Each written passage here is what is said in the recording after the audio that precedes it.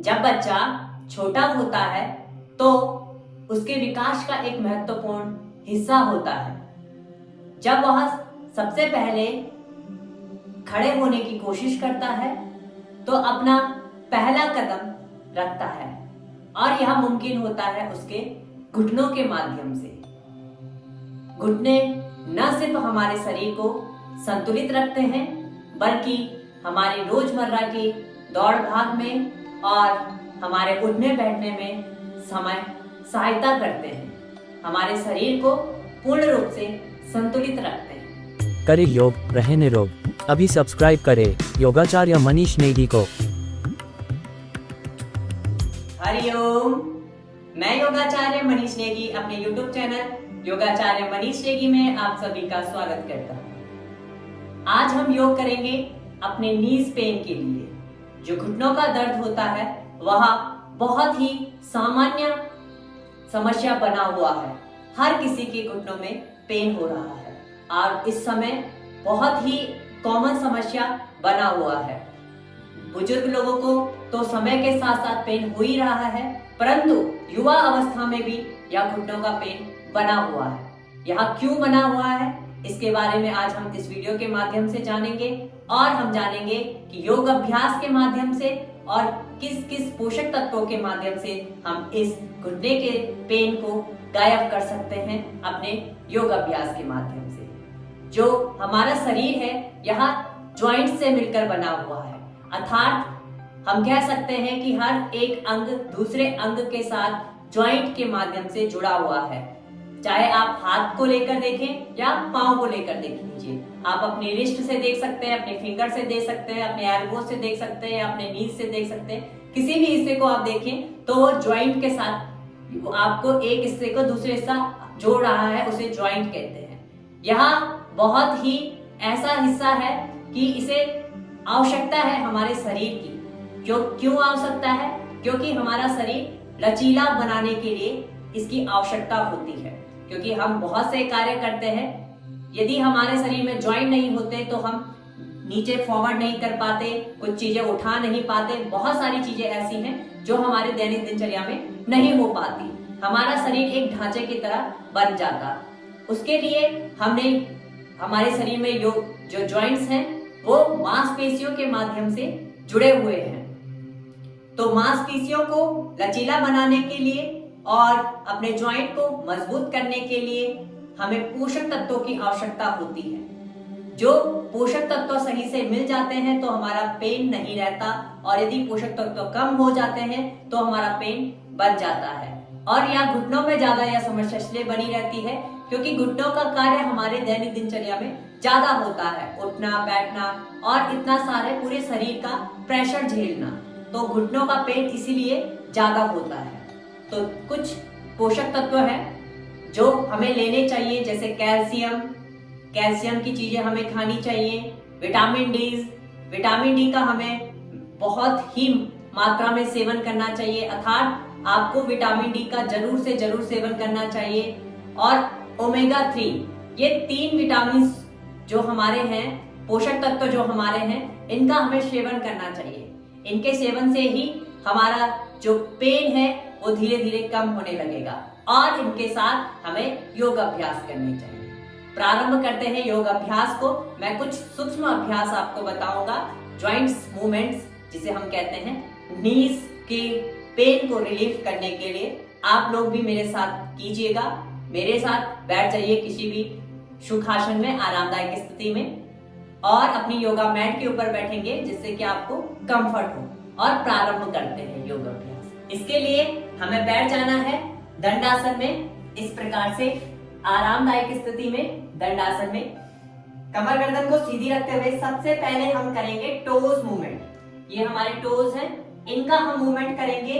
ये हमारे नीज तक कैसे प्रभाव डालेंगे, आप जब मेरे साथ करेंगे तो आपको पता चल जाएगा कि ये हमारे नीज तक कैसे प्रभाव डाल रहे हैं। इनहेल करते हुए पीछे की ओर खींचे, देन एक्सहेल करते हुए आगे की ओर। ये खिंचाव दे रहे हैं आपके नीज तक और धीरे धीरे ऊपर आएगा खिंचाव। आप इसे महसूस करेंगे। दोनों हाथों को अपने बटक्स के अगल बगल रखें, इस प्रकार से अप एंड डाउन करें। ऊपर आते हुए इनहेल, और नीचे लाते हुए एक्सेल, इनहेल एक्सेल, नजरें सामने रखेंगे, इनहेल एक्सेल। इसे आपको 10 से 15 बार करना है। रिलीज। अब आपको इसके आगे आना है और एंकल का अभ्यास करना है। कमर को सीधी रखेंगे, यो दोनों पांव को एक साथ, इनहेल एक्सेल, ऊपर और नीचे। आप महसूस कर पा रहे होंगे कि यहां से आपका खिंचाव आ रहा है, वही आपके नीज के लिए बहुत ही बेहतर होगा। यो आप पैर डाउन जरूर करें। आप अपने दोनों हाथों को बटक्स के अगल बगल भी रख सकते हैं और अपने थाइस के ऊपर भी रख सकते हैं, जहां आपको कंफर्ट लगता है। यो इनहेल और एक्सेल, इस क्रिया को भी आपको 5 से 10 बार करना है। अब हम रोटेट करेंगे इस प्रकार से, धीरे धीरे। 1 2 slowly slowly, 3 4 and 5. Now anti-clock 5 times.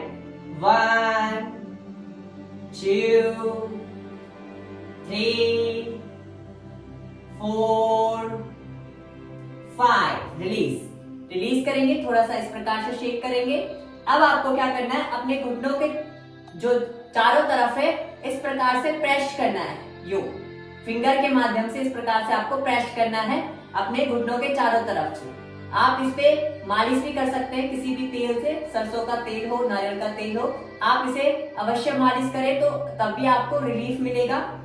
इस प्रकार से आपको धीरे धीरे दोनों साइड अपने नीज के अगल बगल प्रेस करना है। यो देख लीजिएगा।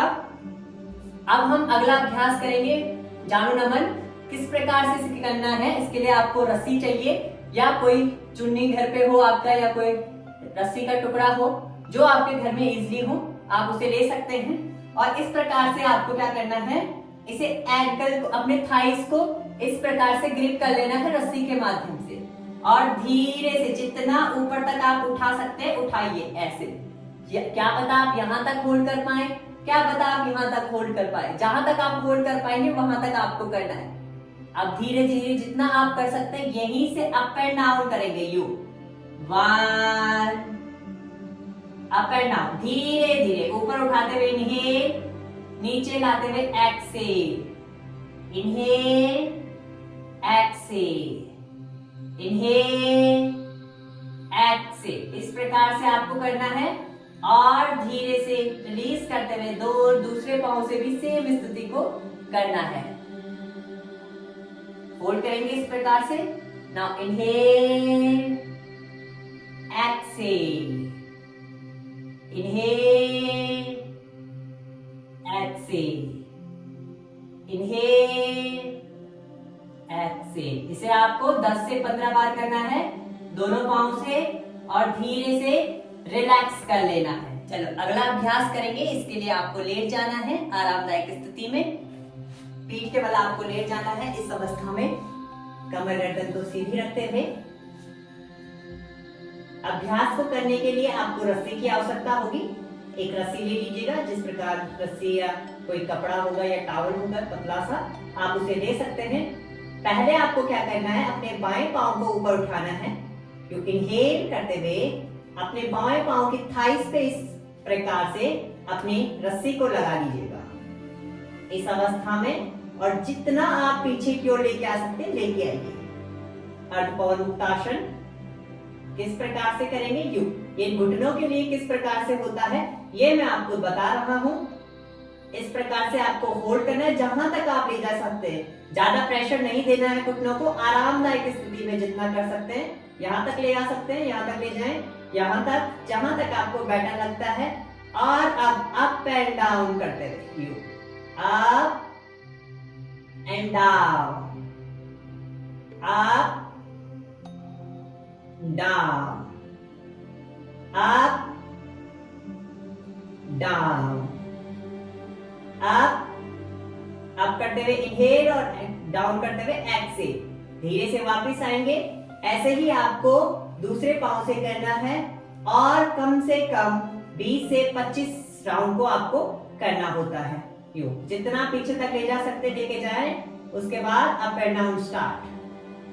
Inhale, exhale, inhale, exhale, inhale, exhale. Now continue. 1, 2, 3, 4, 5, 6। ऐसे आपको कंटिन्यू करना है 20 से 25 राउंड और धीरे से लेके आना है।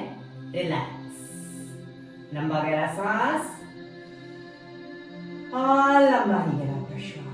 अगला आसन के लिए आपको क्या करना है, फिर से अपनी रस्सी को उठाना है और अपने फीट पे लगा देना है। इस प्रकार से अपने पांव के तलवे पर आपको लगाना है यूं, और धीरे से अपने पांव को और घुटने को स्ट्रेट करते हुए इस अवस्था में होल्ड करना है।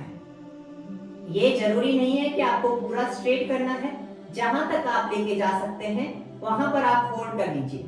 आपके पांव की स्थिति 30 डिग्री हो, 45 डिग्री हो, 60 डिग्री हो या 90 डिग्री हो, ऐसा कोई आपको जबरदस्ती नहीं करनी है। आरामदायक स्थिति में जहां तक आप होल्ड कर पाते हैं, यहां तक भी आप होल्ड कर पाते हैं तो आपको यहीं पर करना है, और ये ऊपर लाते हुए 90 तक भी पहुंच पाते हैं तो यहां तक भी आपको होल्ड करना है, जो आपको जिस पोजीशन में आप कंफर्ट में रहते हैं। थोड़ी देर होल्ड करने के बाद धीरे से आएंगे वापस और इसी स्थिति को दूसरे वाले पांव के साथ लगा देंगे। इस अवस्था में आरामदायक स्थिति में आप लगा सकते हैं। यूं आपको इस प्रकार से लगा लेना है। इस अवस्था में अब आपको धीरे से उठा लेना है, फिर से अपने पांव को इनहेल करते हुए जहां तक आप ले जा सकते हैं अपनी क्षमता अनुसार। यूं आराम से आप लेके जाएं और जहां पर होल्ड कर पाते हैं वहीं पर होल्ड कर लीजिए। बस आपको होल्डिंग बना के रखनी है, ज्यादा फोर्सफुली नहीं लेके जाना और धीरे धीरे आपको वहां पर होल्ड करना है। और जैसे ही आपको लगता है कि धीरे धीरे आपका पेन कम हो रहा है तो धीरे धीरे आगे लेके जाएंगे। धीरे से आएंगे वापस, स्लोली स्लोली एंड रिलैक्स। लंबा गहरा सांस और लंबा ही गहरा प्रश्वास। Inhale, then exhale. Inhale, then exhale. एक अभ्यास और करेंगे। इसके लिए आपको क्या करना है, दोनों पांव को हल्का सा बेंड करना है। रस्सी को फिर से उठा लेना है और दोनों थाइस के नीचे आपको रस्सी को लगा लेना है। इस अवस्था में अब आपको दोनों पांव को एक साथ अप एंड डाउन करने का ट्राई करना है। कोशिश कीजिए कि आप उठा पाए। यदि नहीं उठा पाते तो कोई बात नहीं, शुरू के 1-2 हफ्ते आपको थोड़ा सा समस्या आएगी, परंतु उसके बाद आपको अभ्यास बहुत इजी लगने लगेगा। यूं धीरे से पहले अपनी लैग को उठाएं, अब अप एंड डाउन करें। यूं 1, 2, एक एक करके, एक इनहेल, एक्सहेल, यूं up and down, slowly slowly. पहले दिन आपको सिर्फ और सिर्फ 10 राउंड करने हैं। उसके बाद आप धीरे धीरे अपने राउंड को बढ़ाएंगे, 15, 20, 25। ऐसे आपको धीरे धीरे जैसे जैसे आपको आराम मिलेगा, अभ्यास में आनंद आएगा, वैसे वैसे आप अपने अभ्यास को बढ़ा लीजिएगा।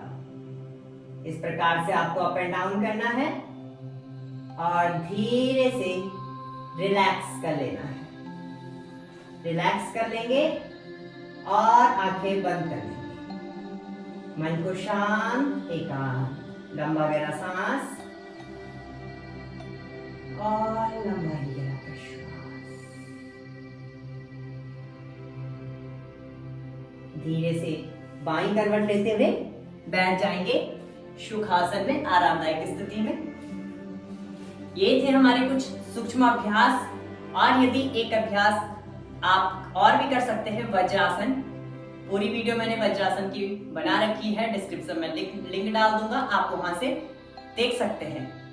सिर्फ और सिर्फ वो व्यक्ति वज्रासन में बैठे जिनके घुटने का पेन ज्यादा नहीं होता, अभी शुरुआत में है, ठीक है, वो लोग वज्रासन में बैठे। अन्यथा जिन लोगों को बहुत ही तीव्र पेन है वो वज्रासन में ना बैठे। उम्मीद करता हूँ आज का सेशन आप सभी को अच्छा लगा होगा और आपका नीज का पेन 10 से 15 दिन में गायब हो जाएगा यदि आपने आज से ही मेरे साथ योग अभ्यास को अपना लिया है। और अच्छे लगने से ज्यादा बेहतर है कि आपने योग अभ्यास को समझा होगा, और यदि आपने योग अभ्यास को समझा है तो कमेंट जरूर कीजिएगा कि क्या क्या आपको समझ में आया और कितना आपको फायदा हुआ।